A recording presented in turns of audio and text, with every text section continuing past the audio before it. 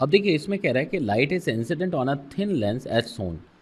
The radius of curvature for both the radius is R, ये given है, determine the focal length of this system.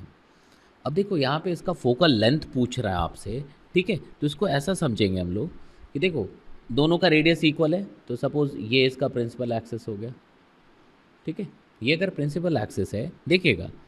और यहाँ से अगर देखो आप, तो आफ्टर यहाँ पे देखेंगे पहला रिफ्रैक्शन इससे होना है, ठीक है, तो फर्स्ट में देखो अगर मान लो रे इस तरह से ऐसा आया, ठीक है, तो आफ्टर रिफ्रैक्शन ये क्या होगा, भाई ये म्यू 1 लिखा है म्यू 2, तो अगर ये इस तरफ बेंड हुआ तो ऐसा आ जाएगा, मतलब सिर्फ अगर फर्स्ट रिफ्रैक्शन होता तो इमेज यहाँ पे बन जाता, नहीं, यहाँ पे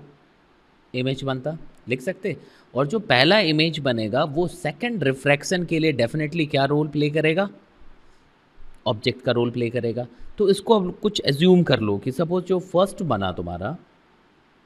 ठीक है, तो आफ्टर फर्स्ट रिफ्रैक्शन जहाँ पे इमेज बन रहा है, सपोज दिस इज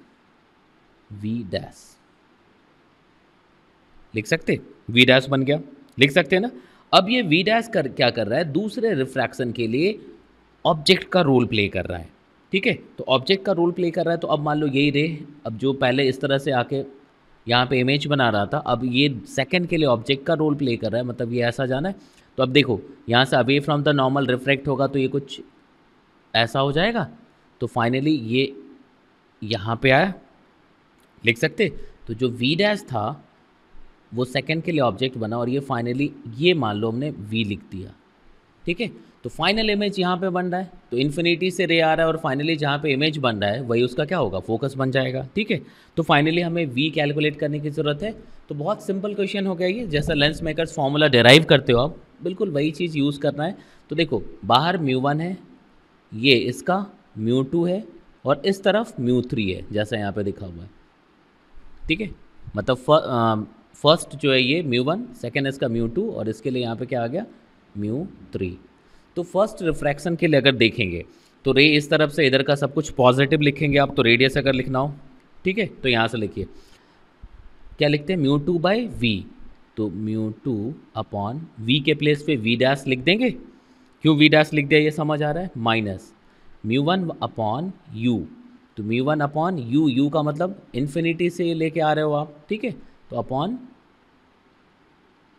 इन्फिनिटी, लिख सकते। अब देखो ये डिस्टेंस अगर इस तरफ से लिखोगे लेंस जो हम लोग साइन कन्वेंशन लिखते हैं, तो माइनस इन्फिनिटी लेना पड़ेगा, ठीक है, म्यू 2 माइनस म्यू 1, तो म्यू 2 माइनस म्यू 1,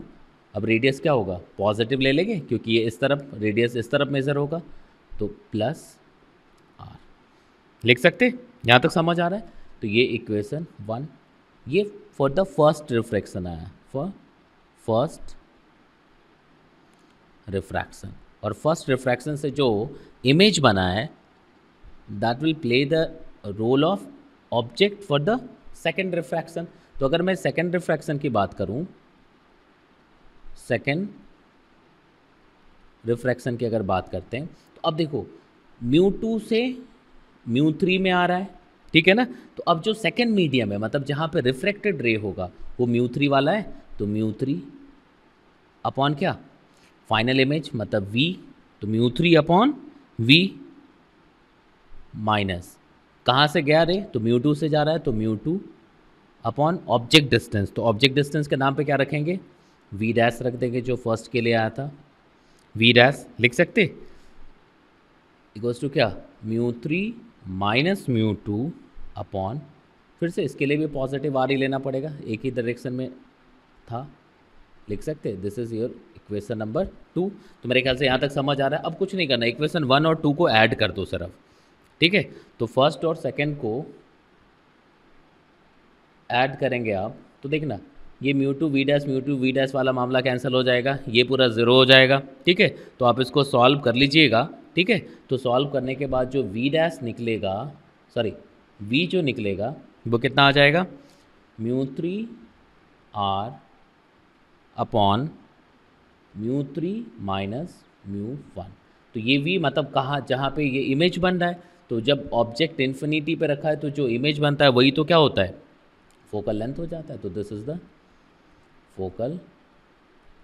लेंथ। यही आंसर हो गया। ठीक है, तो यहाँ तक समझ आया। ये बहुत सिंपल क्वेश्चन था एक तरीके से देखे तो, कि भाई आपको बस पता है कि दो रिफ्रैक्शन होना है, तो फर्स्ट रिफ्रैक्शन से जो इमेज बना वो दूसरे के लिए क्या हो गया, ऑब्जेक्ट, और साइन कन्वेंशन प्रॉपर्ली यूज़ करके हमने refraction from the curve surface का फॉर्मूला यूज़ किया। देन सिंपल मैथ्स, हमारे पास आंसर है। ठीक है,